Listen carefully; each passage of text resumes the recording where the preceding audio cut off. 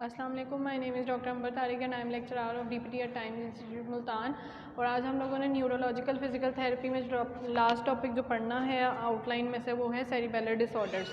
तो cerebellar disorders में सबसे पहले हमें सेरिबेलम का पता होना चाहिए कि सेरिबेलम जो है उसके क्या क्या पार्ट्स होते हैं। उसमें वर्मिस होता है, हेमिस्फीयर्स होते हैं, 3 लोब्स होती हैं उसकी। वर्मिस और हेमिस्फीयर्स मिड लाइन एरिया जो है उसको वर्मिस कहते हैं और रिजेंबल करता है क्योंकि ये वॉर्म लाइक अपीयरेंस उसकी होती है। स्प्रेडिंग आउट और on either side from the vermis are the cerebellar. हम हेमिस्फीयर्स वर्मिस के साइड्स पे जो है वो प्रेजेंट पार्ट उसको कहते हैं आप हेमिस्फीयर्स। 3 लोब्स होती हैं। सेरिबेलम डिवाइड होता है इनटू 3 लोब्स बाय 2 फिशर्स।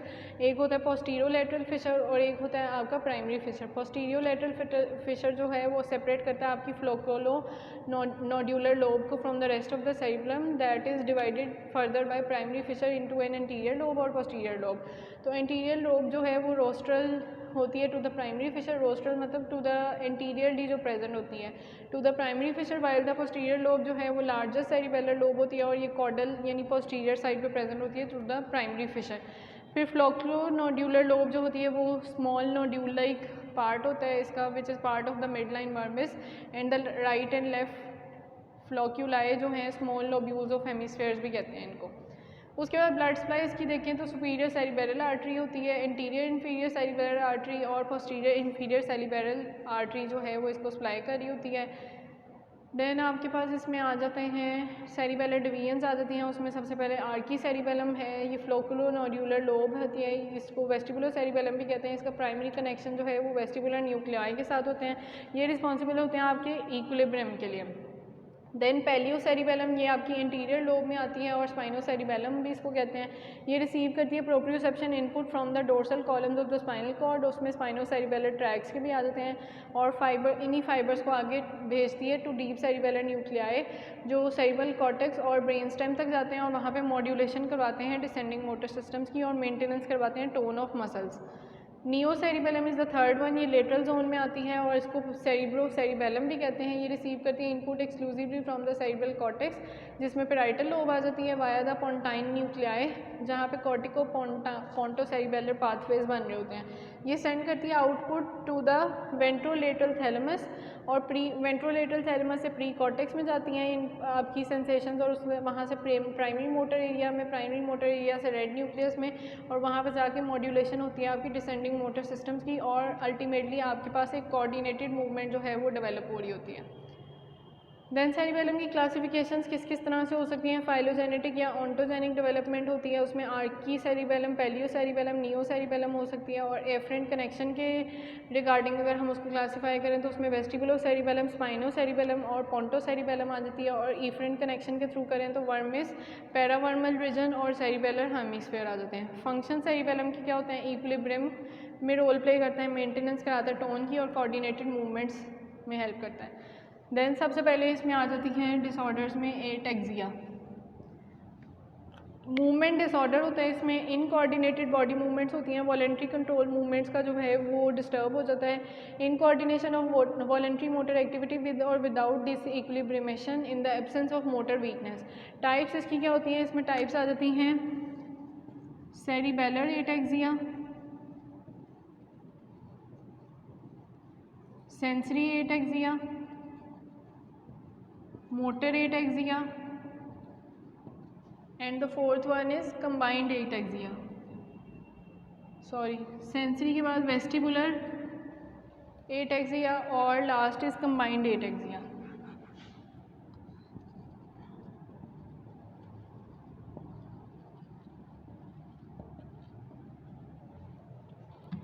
तो ये आपकी टाइप्स आ गई। उसके बाद सेरिबेलर लोब्स जो हैं लियन हम देखेंगे कहाँ पे आ रही है और क्या क्या इफेक्ट कर रही है और मेन क्लिनिकल फीचर्स। तो अगर फ्लोकुलो नोड्यूलर लोब अफेक्टेड होती है जिसको आर्ची सेरिबेलम या वेस्टिबुलो सेरिबेलम भी कहते हैं तो ये आपका इक्विलिब्रियम डिस्टर्ब कर रही होती है और ये आर्की सेरिबेलर सिंड्रोम कोज करती है जिसमें स्टैंडिंग जो है वो अफेक्टेड होती है। ट्रंकल एटेक्सिया हो जाता है। ट्रंकल एटेक्सिया का मतलब है जिसमें स्विंग टाइप पोस्चर डेवलप हो जाए और साइड टू साइड मूवमेंट जो है उसमें आपको कॉमन मिलेगी। वॉकिंग इसमें डिस्टर्ब हो सकती है। वॉकिंग में आपके पास वाइड बेस्ड गेट के साथ पेशेंट प्रेजेंट करेगा। और ड्रंकन गेट इसको इसलिए नाम दिया कि लड़खड़ा के वो चलेगा जब, तो उसको आप ये मतलब सोच सकते हैं कि जैसे कोई ड्रिंक करके या कोई क्या कहते हैं अपने नशा वगैरह करके कोई चल रहा हो तो उससे चला ना जा रहा हो, उसका बैलेंस डिस्टर्ब हो, तो उस तरह का गेट आपको मिलेगा पेशेंट में। फिर एंटीरियर लोब है जिसमें पेलियो सेरिबेलम या स्पाइनो सेरिबेलम जो है उसकी अगर अफेक्ट हो जाती है वो, तो इम्पेयरमेंट हो जाएगी टोन में आपकी। हाइपोटोनिया हो सकता है, टोन डिक्रीज हो सकती है। हाइपोरिफ्लेक्सिया, रिफ्लेक्सेस जो हैं वो आपको डिक्रीज मिलेंगे। That occur in both archicerebellum and neuro cerebellar syndromes. Then third one is posterior lobe अगर अफेक्टेड होगी तो उसमें क्या होगा, कोऑर्डिनेशन ऑफ मूवमेंट जो है वो अफेक्ट हो रही होती है। इसमें आई मूवमेंट डिसऑर्डर्स हो सकते हैं जिसमें निस्टैग्मस आता है, इनवॉलेंट्री मूवमेंट्स होती हैं आई की। और स्टैकेटो स्पीच है, एक्सप्लोजिव इंटरप्टेड स्पीच है। स्टैकेटो स्पीच का मतलब होता है कि वर्ड्स के बीच में पॉजेज अगर आए तो उसको कहते हैं स्टैकेटो स्पीच। उसके बाद हेड नोडिंग हो सकती है, ट्रंक टाइट्यूबेशन हो सकती है। उसमें ये होगा कि ट्रंक की जो है साइड टू साइड मूवमेंट्स हो सकती है, स्विंग मिल सकती है आपको। इंटेंशन काइनेटिक ट्रेमर्स हो सकते हैं। Positive test for cerebellar functions, उसमें फिंगर टू नोज टेस्ट करवाते हैं। ये ऑब्जेक्ट आपने रख दिया, उसके बाद या उसको पास लेकर आते हैं, ये वाला टेस्ट भी करवा सकते हैं। फिंगर टू नोज़ के touch your finger to the nose, ये वाला टेस्ट। हील टू नी कि पेशेंट सुपाइन लाइन में लेटा हुआ है तो वो अपने एक पाँव से जो है वो दूसरे लेग की जो है हील से नी तक जो है वो टो से मूवमेंट परफॉर्म करे तो उसको हील टू नी टेस्ट कहेंगे। Dysdiadochokinesia test, inability to adequately terminate each phase of the movement. Rebound, buttoning and unbuttoning उससे करवा के दे सकते हैं। और टेंडम गेट क्या होता है? टेंडम गेट में ये होता है कि आपका एक पाँव आगे है स्टेप पे, एक आपने उठा लिया है, दूसरा स्टेप आपका पाँव जो है वो पीछे है, तो आपका बैक फुट का जो है टो वो आपकी फ्रंट फुट के हील्स को टच कर रहा हो तो उसको कहते हैं टेंडम गेट। देन आपके पास आ जाता है बैलेंस मेंटेन करवाने के लिए। चाइल्ड अगर एटेक्सिया के साथ आएगा आपके पास तो उसमें वॉक आपको किस तरह की मिलेगी कि उसकी एक तो पोस्चर जो है वो फॉरवर्ड बेंडिंग उसको मिल सकती है, फीट जो है उसके वाइड अपार्ट होंगे और इरेगुलर स्टेप्स उसमें मिलेंगे। फिर आपके पास इसमें कुछ टाइप्स आ जाती हैं। सबसे पहले है कंजेनिटल, तो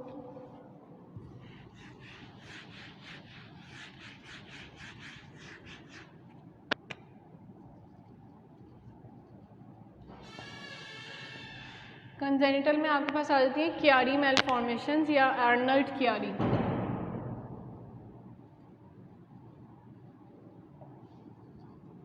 आर्नल्ड क्यारी मेलफॉर्मेशन या क्यारी मेलफॉर्मेशन क्या होती है? Condition in which the brain tissue जो है वो एक्सटेंड कर जाता है आपके स्पाइनल कैनाल में, उस कंडीशन को कहते हैं आर्नल्ड क्यारी।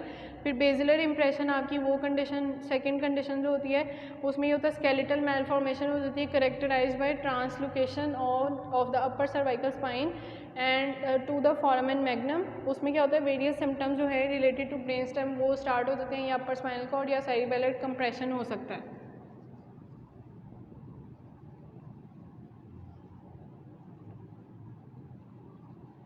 देन सेकेंड आपके पास आ जाते हैं हेरिडिटरी। हेरिडिटरी में आपके पास आ जाते हैं विदाउट बायोमैकेनिकल डिफेक्ट जो हैं ऑटोसोमल रिसेसिव हो सकते हैं, फ्रेडरिक एटेक्सिया, ऑटोसोमल डोमिनेंट जिसमें सेरिबेलर एटेक्सिया हो सकते हैं, एक्स लिंक्ड हो सकते हैं, डीएनए रिपेयर डिफेक्ट्स हो सकते हैं जिसमें जीरोडर्मा पिगमेंटोजा जो है वो डेवलप हो सकता है। जीरोडर्मा पिगमेंटोजा कौन सी कंडीशन होती है? इनहेरिटेड कंडीशन होती है जिसमें एक्सट्रीम सेंसिटिविटी पेशेंट के अंदर डेवलप हो जाती है to ultraviolet rays from the sunlight. ये कंडीशन जो है मेनली अफेक्ट करती है आपकी आइज़ को या एरिया ऑफ स्किन को एक्सपोज टू द सन। उसके बाद आपके पास आ जाती हैं विद बायोमैकेनिकल डिफेक्ट, उसमें मेटाबॉलिक आ जाते हैं, इंटरमीडिएट हो सकते हैं, प्रोग्रेसिव हो सकते हैं। इंटरमीडिएट में आपके पास आ जाएंगे हाइपर एमोनियमिया। हाइपर एमोनियमिया मतलब कि उसमें एमोनिया जो है उसकी कंसनट्रेशन ब्लड में ज़्यादा हो गई है तो उसको हाइपर एमोनियमिया कहेंगे। Disorders of amino acid metabolism हो सकते हैं। और प्रोग्रेसिव में आपके पास mitochondrial disorders, vitamin E deficiency, Refsum disease हो सकता है। रेफसम डिजीज़ क्या होती है? जिसमें रेयर जेनेटिक डिजीज़ होती है, वीकनेस या नमनेस हो जाती है हैंड्स या फीट की, उसको आप कहते हैं रेफसम डिजीज़।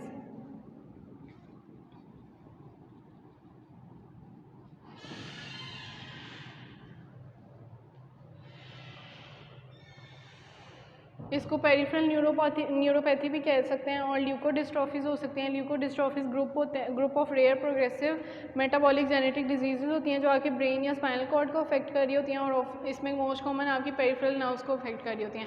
देन इसमें लास्ट इसमें आ जाता है Niemann pick syndrome. Niemann pick syndrome जो है वो भी रेयर इनहेरिटेड डिसऑर्डर है जो आपकी बॉडी की एबिलिटी को डिस्टर्ब कर देता है। जो बॉडी जिस तरह से मेटाबोलाइज करती है फैट्स को, उस एबिलिटी को, ये कैपेसिटी को आपकी डिस्टर्ब कर देता है और सेल्स की मेल फंक्शनिंग हो जाती है, और over time with the passage of time जो है सेल्स वो डेथ उनकी हो जाती है।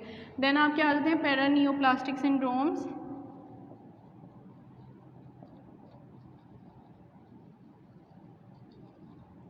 पैरानियोप्लास्टिक सिंड्रोम जो है वो ग्रुप ऑफ रेयर डिसऑर्डर्स होते हैं जिसमें ट्रिगरिंग होती है by abnormal immune system response. इसमें ये होता है कि कैंसरस सेल्स और नॉर्मल सेल्स जो है ना उनमें इंटरप्शन हो जाती है, और आपके जो बॉडी के नॉर्मल सेल्स होते हैं वो कैंसर सेल्स को आइडेंटिफाई करके उनको किल करने की बजाय आपकी बॉडी की नॉर्मल सेल्स को ही किल करना शुरू कर देते हैं, तो उसको कहते हैं पैरानियोप्लास्टिक सिंड्रोम। फिर इन्फेक्शन आ जाते हैं। इन्फेक्शन में मेनिंजाइटिस हो सकता है, एंसेफ्लाइटिस मतलब ब्रेन की इन्फ्लेमेशन हो गई है, एब्सेस, पस फॉर्मेशन हो जाती है, ट्यूबरकुलोमा, उसमें आपके पास ट्यूबरकुलोसिस हो सकता है ब्रेन में, या ये कॉमन है आपके लंग में भी। सिस्टेमिक डिजीज़ उसमें एमाइलॉइडोसिस आ जाता है। एमाइलॉइड प्रोटीन जो है उसकी एक्सेस अमाउंट हो जाए बॉडी में, ये बिल्डअप हो जाए तो उसको एमाइलॉइडोसिस कहते हैं। सिलिएक डिजीज़ हो सकती है जिसमें स्मॉल इंटेस्टाइन जो है वो हाइपर सेंसिटिव हो जाता है टू ग्लूकोन, और उसमें डिफ़िकल्टी होती है इन डाइजेस्टिंग फूड। विपल्स डिजीज़ ये भी रेयर डिजीज़ होता है, और इसमें भी ये होता है कि डिफ़िकल्टी होती है इन डाइजेस्टिंग एनी फूड। फिर आपके पास एंडोक्राइनल डिसऑर्डर्स आ जाते हैं जिसमें हाइपोथायरॉयडिज्म या हाइपोपैराथायरॉयडिज्म डेवलप हो सकता है, मैस लीजन में नियोप्लाज्म, और इसके अलावा आपके पास सार्कोइडोसिस हो सकता है, और लास्ट में आपके पास टॉक्सिन या ड्रग्स आ जाते हैं जिसमें फिनाइटोइन या लिथियम, और वास्कुलर कॉजेज़ में आपके पास सेरिबेलर इन्फार्क्शन आ जाता है। देन आपका सिम्टोमेटिक एटेक्सिया होता है जिसमें वास्कुलर एटेक्सिया हो सकता है। वास्कुलर एटेक्सिया में आपके पास क्या क्या सिम्टम्स हो सकते हैं? सेरिबेलर हेमरेज होगा, सेरिबेलर इन्फार्क्शन जिसमें ये होता है कि आपकी इन्फार्क्ट बन जाता है और रिड्यूस डिलीवरी ऑफ ऑक्सीजन जो है वो स्टार्ट हो जाएगी, और साथ आपके डेफिसिट्स मिलेंगे मोटर एंड बैलेंस कंट्रोल में। ट्यूमर्स में आपके पास इसमें मेडुलोब्लास्टोमा डेवलप हो सकता है।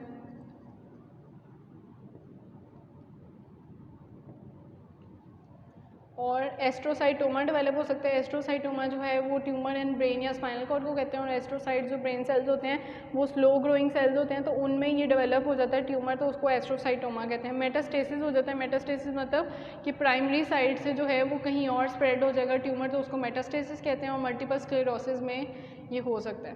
देन आपके पास कुछ आ जाती हैं टाइप्स, जिसमें आपके पास AR एटेक्सिया है, ऑटोसोमल रिसेसिव एटेक्सिया। उसमें आपको जीनोमिक लोकेशन बताई हुई है, जीन का बताया हुआ है कि कौन सा जीन इफेक्ट हो रहा है, प्रोटीन, ये एक टेबल बना हुआ है।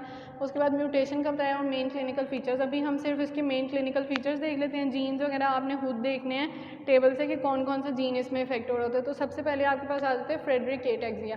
फ्रेडरिक एटेक्सिया में आपको सिम्टम्स क्या मिलते हैं कि एटेक्सिया होगा, सेंसरी लॉस हो सकता है, हाइपोरिफ्लेक्सिया हो सकता है, और कार्डियोमायोपैथी या डायबिटीज़ हो सकती है। फिर सेकेंड आ जाता है ataxia with vitamin E deficiency. उसमें फ्रेडरिक लाइक फिनोटाइप मिलेगी बट विद हेड ट्रेमर और रेटिनोपैथी। रेटिनोपैथी के मतलब उसमें रेटिना जो है वो उसकी डिसफंक्शनिंग होगी और आपका लॉस ऑफ विजन भी डेवलप हो सकता है। फिर ए बीटा लाइपोप्रोटीनीमिया हो सकता है, फ्रेडरिक लाइक फिनोटाइप होगी, और इसमें रेटिनोपैथी हो सकती है, एक्एंथोसाइटोसिस हो सकती है कंडीशन। इसमें ना आपकी क्या कहते हैं कुछ स्पर्ल लाइक सेल्स डेवलप हो जाते हैं ब्रेन में, उस कंडीशन को कहते हैं एक्एंथोसाइटोसिस। ये रेड सेल्स होते हैं फिनोटाइप में, मतलब अपीयरेंस में जो है रेड इन कलर होते हैं, एसोसिएटेड विद अंडरलाइंग कंडीशन, और इसमें स्पर्ल की फॉर्मेशन हो जाती है, तो वो डिस्टर्ब करते हैं आपकी वॉलेंट्री मूवमेंट्स को। उसके बाद आपके पास आ जाता है केमैन एटेक्सिया। उसमें एटेक्सिया के साथ साथ मेंटल रिटार्डेशन मिल सकती है आपको पेशेंट में। देन एटेक्सिया टेलेंजेक्टीजिया आ जाता है। टेलेंजेक्टीजिया क्या होता है? टेलेंजेक्टीजिया आपकी स्मॉल वाइडेंड ब्लड वेसल्स होती हैं on the surface of skin जो कि हार्मलेस होती हैं। उसके बाद आपके पास आ जाता है इसमें एटेक्सिया टेलेंजेक्टीजिया लाइक डिसऑर्डर, उसमें माइल्ड कोर्स होता है। देन एटेक्सिया और एटेक्सिया विद ऑक्यूलोमोटर एप्रेक्सिया हो सकता है। एटेक्सिया उसमें सिम्टम मिलेगा कोरियोएथिटोसिस मिल सकता है, ऑक्यूलोमोटर एप्रेक्सिया मिलता है। ऑक्यूलोमोटर एप्रेक्सिया में ये होता है कि आपकी आई की मूवमेंट जो है ना वो डिस्टर्ब हो रही होती है, इसमें डिफेक्ट आ जाता है in control of voluntary eye movements. उसके बाद एटेक्सिया विद ओक्यूलोमोटर एप्रेक्सिया की सेकंड टाइप जो है जिसमें 2 जीन जो है वो अफेक्ट हो रहा था, उसमें आपके पास कोरियोएथिटोसिस न्यूरोपैथी इंड्यूस्ड,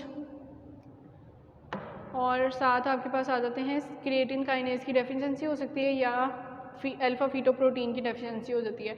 लास्ट इसमें टाइप जो है वो स्पाइनोसेरिबेलर एटेक्सिया है विद कॉर्ड न्यूरोपैथी, और इसमें क्या होता है कि एटेक्सिया न्यूरोपैथी हाइपो एल्ब्यूमिनीमिया और हाइपर कोलेस्ट्रोलीमिया डेवलप हो सकता है। देन आपका फ्रेडरिक एटेक्सिया आता है। फ्रेडरिक एटेक्सिया जो है वो आपकी ऑटोसोमल रिसेसिव डिसऑर्डर होता है, क्रोमोसोम 9 इसमें अफेक्टेड होता है, रिपीट इसमें मतलब एक्सपेंशन हो जाती है, इसको रिपीट एक्सपेंशन डिसऑर्डर भी कहते हैं, और जीन एनकोडिंग जो है उसमें फ्रेटेक्सिन जीन जो है वो आपका अफेक्ट हो रहा होता है, उसकी म्यूटेशन हो जाती है, उससे क्या होता है माइटोकॉन्ड्रियल डिसफंक्शन होती है और न्यूरोनल लॉस या डीजनरेशन हो जाती है, और ये फर्स्ट डिकेड ऑफ लाइफ में कॉमन है और बॉयज़ में ज़्यादा कॉमन है एज़ कम्पेयर टू गर्ल्स। फिर इसमें सिम्टम्स क्या आते हैं, सेरिबेलर एटेक्सिया हो सकता है, पायरामिडल ट्रैक्स जो हैं वो आपके डिस्टर्ब हो सकते हैं जिसमें बेबिंस्की साइन पॉजिटिव मिलेगा। बेबिंस्की साइन क्या होता है कि जब आप लेटरल मार्जिन ऑफ सोल पे जो है वो स्क्रैच करते हैं किसी भी ऑब्जेक्ट से, शार्प ऑब्जेक्ट से, तो उसमें बिग टो जो है वो अपवर्ड मूव करेगा और डॉर्सम ऑफ फुट की तरफ मूव करेगा, एक्सटेंशन में चला जाता है और बाकी टोज़ की फैनिंग आउट हो जाती है। पोस्टीरियर कॉलम जिसमें डीप सेंसेशन जो है वो लॉस्ट मिलेगी, डायमिनिश रिफ्लेक्सेस होंगे, पेरिफेरल न्यूरोपैथी में स्टॉक और ग्लव हाइपोएस्थीसिया डेवलप हुआ होगा। स्टॉक एंड ग्लव हाइपोएस्थीसिया का मतलब सेंसेशन जो है ना वो लॉस्ट है वहाँ पे, और स्टॉक एंड ग्लव का मतलब कि डिस्टली जो है वो स्टार्ट हो रहा है और फिर आहिस्ता आहिस्ता प्रॉक्सिमल की तरफ आ रहा है। क्लिनिकल पिक्चर इसकी ये होती है, एटेक्सिया आर्की सेरिबेलर टाइप होगा, पायरामिडल साइज में पॉजिटिव बेबिंस्की साइन मिलेगा, डीप सेंसरी लॉस होगा, पेरिफेरल न्यूरोपैथी हो सकती है जिसमें स्टोक एंड ग्लव हाइपोएस्थीसिया डेवलप होगा, हाइपोटोनिया हो सकता है, हाइपोरिफ्लेक्सिया होगा, सेंसरी लॉस, पेरिफेरल न्यूरोपैथी, और अदर फीचर्स में आपके पास स्केलेटल डिफॉर्मिटीज़ आ जाती हैं जैसे पेस कैवस है, स्कोलियोसिस है या कार्डियोमायोपैथी है। इन्वेस्टिगेशन में आप एमआरआई करवा सकते हैं सर्वाइकल का, जिसमें आपको पता चलेगा कि कॉर्ड जो है वो आपकी एट्रोफी में गई हुई है। जेनेटिक स्टडीज़ करा सकते हैं, ईएमजी या nerve conduction studies, ECG. Treatment में सपोर्टिव ट्रीटमेंट या फिजियोथेरेपी, प्रोग्नोसिस जो है इसका एम्बुलेंस जो है पेशेंट में आफ्टर 50 ईयर्स जो है वो कम हो जाती है, 15 years. Mean age of death इसमें 40 to 60 ईयर्स होती है फ्रॉम इन्फेक्शन या कार्डियक डिजीज़ अगर डेवलप कर जाए इन पेशेंट में तो उससे डेथ हो सकती है। Then autosomal dominant cerebellar ataxia आ जाता है, इंसिडेंस इनका 5 पर 100,000 या लाख होता है। एवरेज एज ऑफ जो है इसमें थर्ड डिकेड ऑफ लाइफ में जो है वो आपकी मोस्ट कॉमन है। क्लासिफिकेशन आ जाती है इसकी 3 मेन कैटेगरीज होती हैं, 1, 2 and 3। Autosomal dominant cerebellar ataxia 1 जिसमें सेरिबेलर सिंड्रोम आ जाता है पॉजिटिव, प्लस अदर सीएनएस जो हैं सिम्टम्स आ सकते हैं जिसमें पायरामिडल, एक्स्ट्रा पायरामिडल, ऑप्थेल्मोप्लेजिया या डिमेंशिया हो सकता है। और 2 में सेरिबेलर सिंड्रोम और पिगमेंट्री रेटिनोपैथी हो सकती है, और 3 में आपके पास प्योर सेरिबेलर सिंड्रोम होता है। फिर सेंसरी एटेक्सिया है। सेंसरी एटेक्सिया जो है वो loss of proprioceptive deep sensations को कहते हैं at any point in their pathway, और कॉजेज इसके क्या होते हैं कि पेरिफेरल नर्व जो है उसका डैमेज अगर हो गया, डायबिटीज़ में अल्कोहलिक या न्यूट्रिशनल कॉज हो सकता है, पोस्टीरियर रूट जो है उसमें इंटरप्शन आ गया, उसकी वजह से टेबिस डॉर्सैलिस कंडीशन डेवलप हो जाती है। देन आपके पास आ जाता है पोस्टीरियर कॉलम, उसमें सब एक्यूट कंबाइंड डीजनरेशन हो जाती है कॉर्ड की। मीडियल लेमिनिस्कस की अगर इन्वॉल्वमेंट होती है तो ब्रेन स्टेम लीन होगी, थैलेमस की होगी तो थैलेमिक सिंड्रोम कहेंगे, कॉर्टिकल सेंसरी एरिया इन्वॉल्व होगा तो उसको पैराइटल लोब लीन कहेंगे। देन सेंसरी एटेक्सिया की क्लिनिकल पिक्चर किस तरह की होती है कि इसमें आपको ट्रेमर्स मिलते हैं जो कि सिर्फ आई को क्लोज करने पे आपको मिलेंगे पेशेंट में। रोमबर्ग्स टेस्ट जो है वो पॉजिटिव होगा, उसमें ये होता है कि पेशेंट जब अपने पाँव जो है दोनों बंद करके, मतलब उसमें कोई गैप ना हो, खड़ा हो, तो उसकी आंखें जब क्लोज़ करवा दी जाती हैं इस कंडीशन में तो उसकी बॉडी जो है वो स्विंग कंडीशन में जाती है और उसको फॉल के चांसेस भी उसमें हो सकते हैं, बैलेंस उसका ख़राब हो जाएगा, उसको रोमबर्ग टेस्ट कहते हैं। फिर स्टैम्पिंग गेट इसमें हो सकता है, heavy strike of the ground on walking due to lost deep sensation, मतलब वो घसीट के अपना पाँव चलेगा, उसको कहते हैं आप स्टैम्पिंग गेट।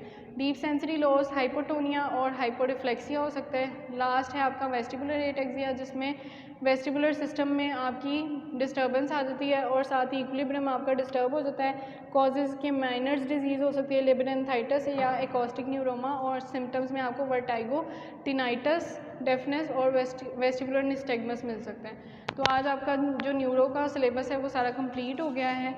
थैंक यू, अल्लाह हाफिज़।